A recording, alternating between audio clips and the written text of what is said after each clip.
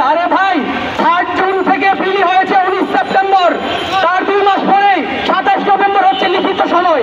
আমার কথা হচ্ছে 3.5 মাস আগে একটা ছেলে জানে যে তার ঠিক 2 মাস পরে তার রিটেন পরীক্ষা। খেয়াল করবেন কথাটা, 3 জুন তারা বললো যে তোমাদের লিখিত পরীক্ষা 27 নভেম্বর, আর কিন্তু তার 3.5 মাস পরে আবার তার প্রিলি পরীক্ষা।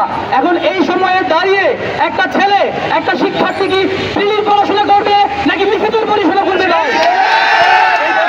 এটা তো হচ্ছে একটা মানুষের বিয়ে করার আগে বাচ্চা নেওয়ার পরিকল্পনা। সুতরাং এরকম অথর্ব চুক্তি এত বড় প্রতিষ্ঠান কিভাবে নিয়ে আমার জানা নাই। তারা নোটিশ দেয়, একটু পরে নোটিশ আবার উঠাই নেই। তারা আরেকটা কথা, তারা আমাদের অ্যাডমিট কার্ড দেয়, অ্যাডমিট কার্ডে 8-10টা বানানের ভুল থাকে। এত তড়িঘড়ি কিসের ভাই, এত তড়িঘড়ি কিসের? এই জুলাই অভ্যুত্থানের পরে, এই জুলাই অভ্যুত্থান সংগঠিত হয়েছিল শুধুমাত্র কোটায় এবং বিসিএসকে কেন্দ্র করে। এখন পর্যন্ত এই বিসিএসের ছাত্ররাই রাস্তায় নেমে মার খাওয়া লাগে, রাস্তায় রাস্তায় ঘোরা লাগে, তাদের পায়ে পড়া লাগে। আমি আরেকটা কথা বলতে চাই, সেটা হচ্ছে আমাদের ম্যান্ডেট নিয়ে যারা চলে বেড়ায় তারা আজকে গায়ে স্বার্থের জয়। কাজী নজরুলের মতো তোমার দুয়ারে চড়িয়া বন্ধ, গায়ে স্বার্থের জয়।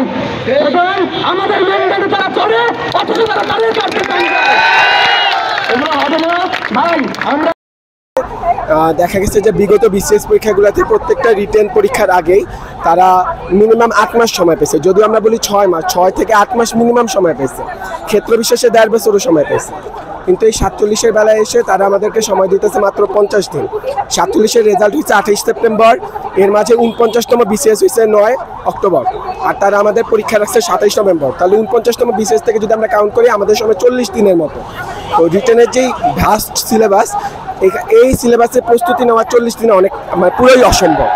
এখন বিসিএস এর মতো পরীক্ষায় দেখা যায় যে নতুন প্রার্থীরা অংশগ্রহণ করে যারা রিসেন্ট ভার্সিটি থেকে বের হয়েছে, আবার সাথে সাথে যারা আগের 3-4 বিসিএস রিটেন প্রার্থী তারাও অ্যাপ্লাই করে এবং তারাও প্রিলি পাস করে রিটেন পর্যন্ত উতরায়। এই 47-এর বেলায় দেখা গেছে যে আমরা নতুন প্রার্থী প্রায় আমরা 3 থেকে 4 হাজার জন। এই নতুন প্রার্থীদের জন্য এই 40 দিনে পুরো সিলেবাসটা আসলে অসম্ভব বললে ভুল হবে। এটা আসলে মহাসাগরের সমান।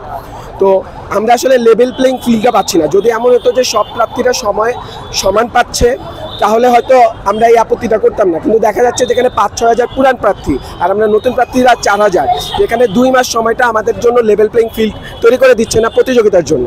এই জন্য আমরা সরকারের কাছে সেই গত 1 মাস ধরে রাস্তায় আছি আমরা একটা যৌক্তিক সময়ের জন্য, যে আমরা পর্যাপ্ত প্রস্তুতি নিয়ে যাতে আমরা অ্যাটলিস্ট কমপ্লিট করতে পারি, লেভেল প্লেইং ফিল্ডটা যাতে নিশ্চিত হয়।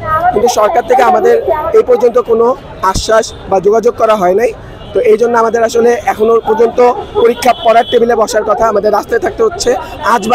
কাল বাদে পরশু এক্সাম, কিন্তু আমরা এখনো রাস্তায়, কিন্তু সরকারের কোনো আমরা ভ্রুক্ষেপ দেখতে পাচ্ছি।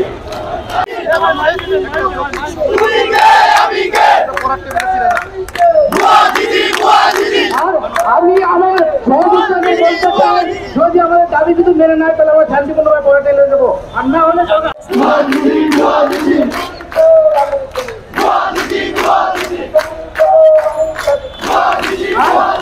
সাংবাদিক ভাইরা আপনারা সবসময় আমাদের সঙ্গে ছিলেন, আশা করি সবসময় আমাদের সঙ্গে থাকবেন এবং আমাদের সবসময় পাশে থাকবেন।